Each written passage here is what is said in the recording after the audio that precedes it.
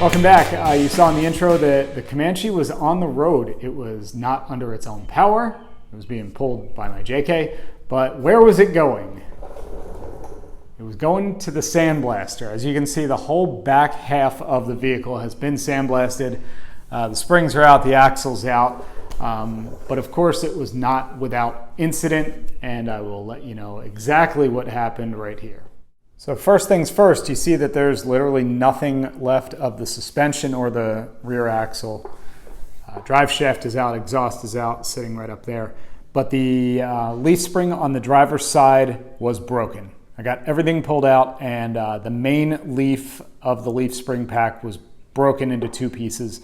And if you know anything about leaf springs, like I've learned in the last 2 days or so, the main one is where all the money is. So I have a new set of leaf springs on the way. I took the old ones actually to a local leaf spring shop and talked to one of the guys that worked there. He took the whole pack apart in front of me, and he told me that it would have been like 150 or 170 bucks or something like that just for the main leaf for him to order it, or if they were gonna make one, it would have been like another week or so and about the same price. So I talked to somebody in their office and they showed me their catalog. Basically, I could just order some new leaf spring packs. So I did just that. So for 375 bucks, I think, they're gonna have some leaf springs for me in about 3 days. And I got leaves that have a 2-inch larger arch than the factory ones. So I'll get a little bit of lift out of it, which is nice. And but that wasn't the only issue. Might be hard to tell in this video from this angle.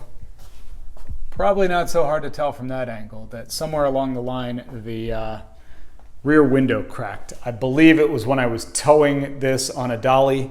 As you can see, there's no door on here, and I'm pretty sure that the tire just kicked up a rock, either the front tire of the Jeep or one of the tires on the dolly kicked up a rock right through the window.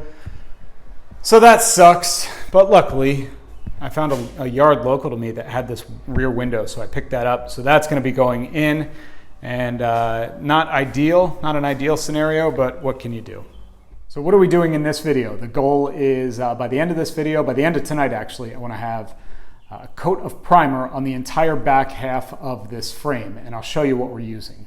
So originally I thought about using our old friend Raptor liner, but the more I thought about it, the more I didn't want to go that route. So I went over to Tractor Supply and I picked up some of their tractor, truck, and implement paint. I've read reviews on this stuff. As you see, it's an enamel, it's an oil-based enamel, and I've heard that this stuff is pretty indestructible. So I picked up a gallon of the primer, a gallon of the paint, and then just a bunch of supplies. And I'm actually going to spray it using my compressor. I shot a little bit of time-lapse video of me getting the axle and the springs out, as well as the frame prepared to the point that it is now. So I'll show you that now, and then we're just gonna start priming and hopefully painting in this video.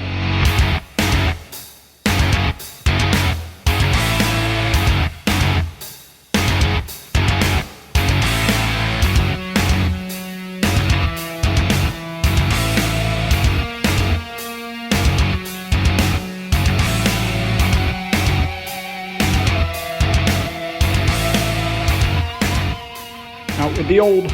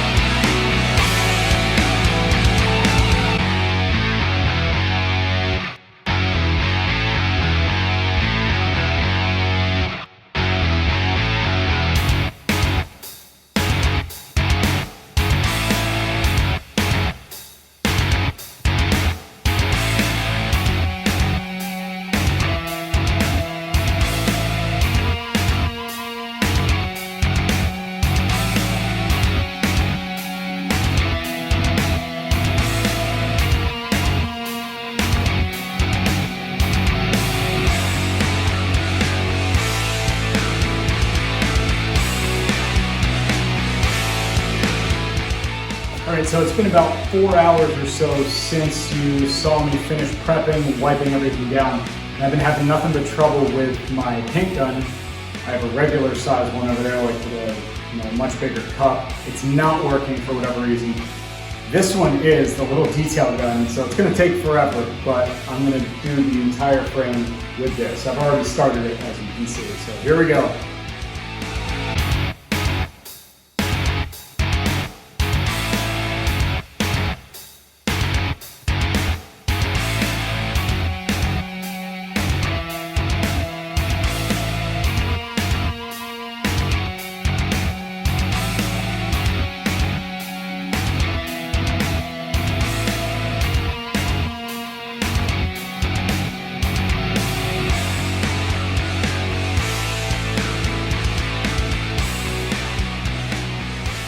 And here's the finished product, at least as finished as it's going to be for tonight. Got a coat of primer on it.